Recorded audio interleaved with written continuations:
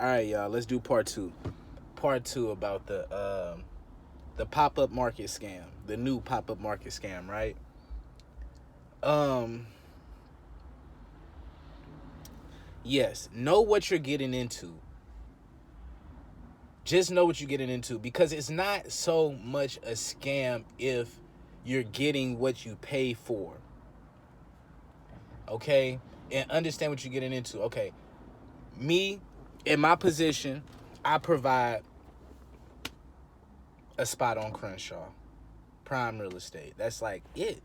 Now, and I do provide more than that. You know what I'm saying? Good personality, good energy and stuff because people still come. You know, even though I can't get a lot of people to, you know what I mean? I don't have the capability to just get the whole neighborhood to come out, right? At this point. So, people still see the value in my events. So, and people still come and sign up. I have a lot of repeats.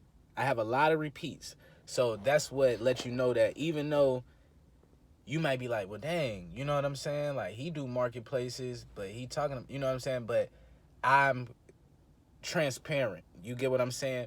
And I used to have my first event, right? My first Black Wall Street in LA.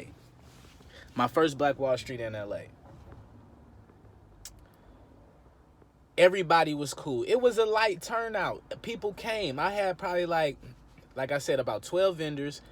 People came. You know, it was a light turnout. A lot of people didn't come though. Not a lot.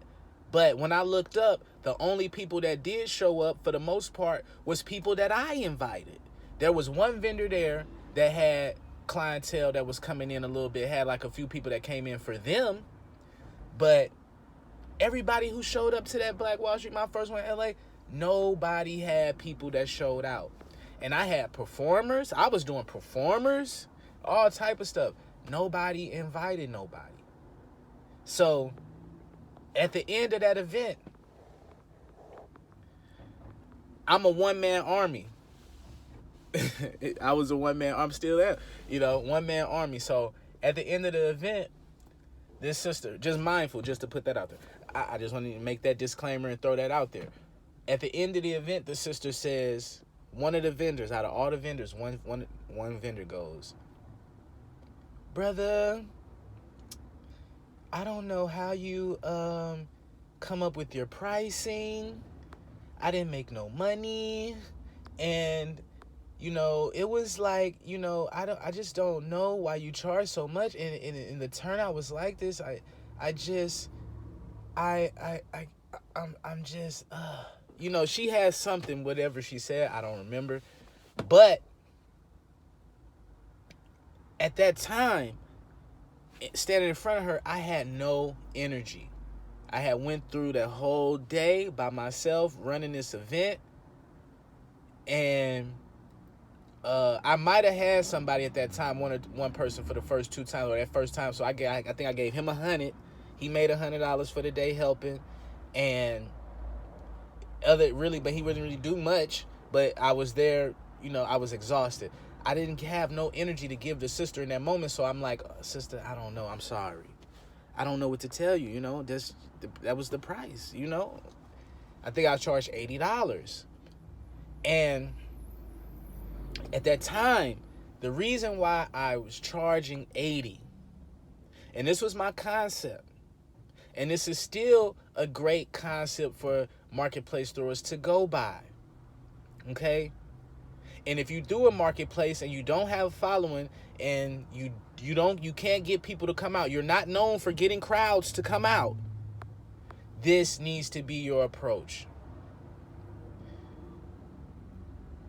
Transparency as far as, hey, I'm just providing a space for you to come set up. You need to be bringing people to come as well and do marketing and promotion. You need to make sure that is known, and then you don't need to charge a whole lot of money. If you charge a little bit more than you should be charging, it needs to go towards marketing, promoting, buying 1,000 flyers, paying different influencers to promote for you. That's what the money needs to go towards. So if you're not doing that, the price need to be low. So what we looking at is you're gonna I lost a little bit of track, but let me catch it. You're gonna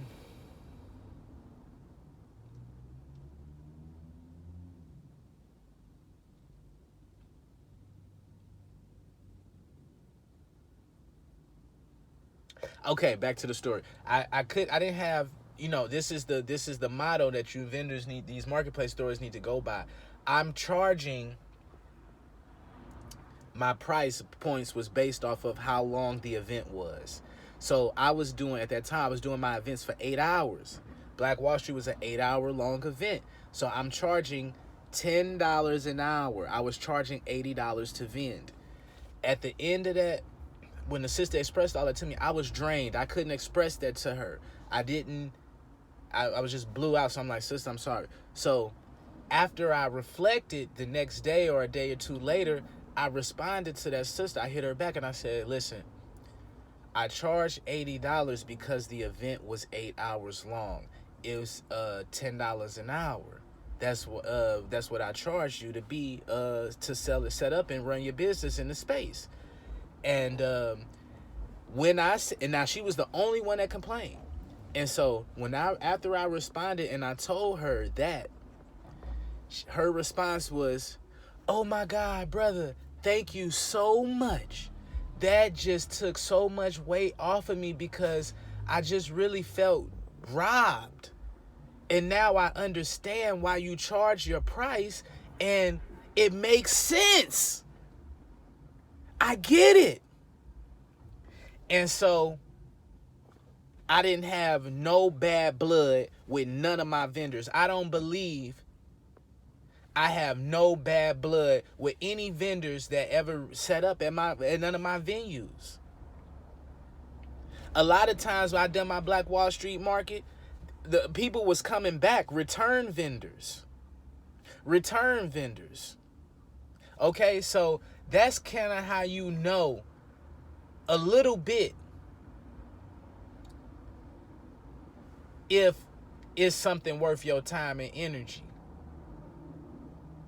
So as an entrepreneur, because I'm telling you, man, anybody can make a flyer and book a venue.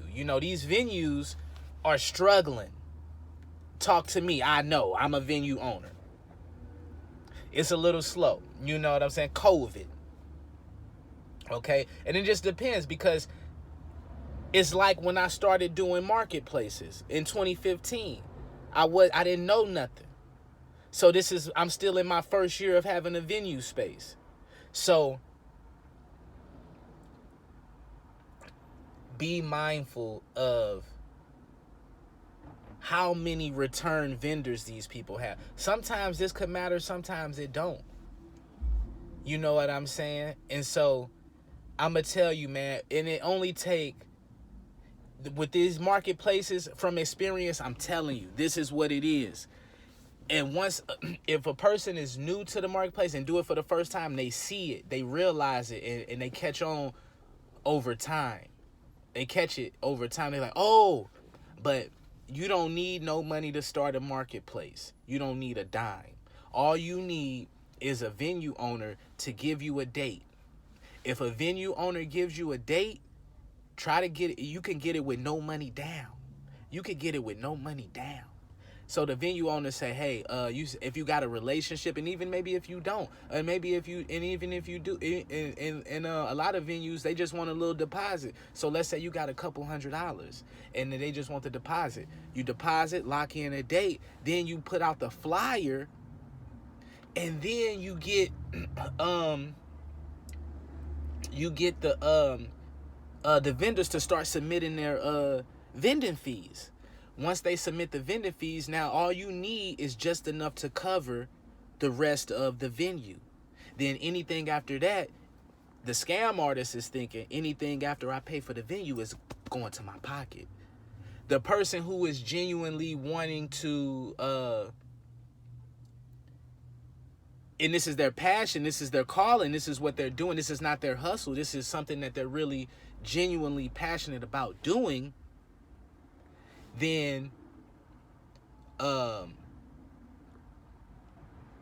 they're going to put money towards marketing and promotion. You get what I'm saying? But the scam artist is going to just say, hey, anything after the venue is paid for, I got a good deal on the venue. You know, I drew the venue owner down to the bare minimum. So he gave me the venue for nothing. I got the venue for $500. I'm going to charge $100 a table. 5 vendors, I got the money. You know what I'm saying?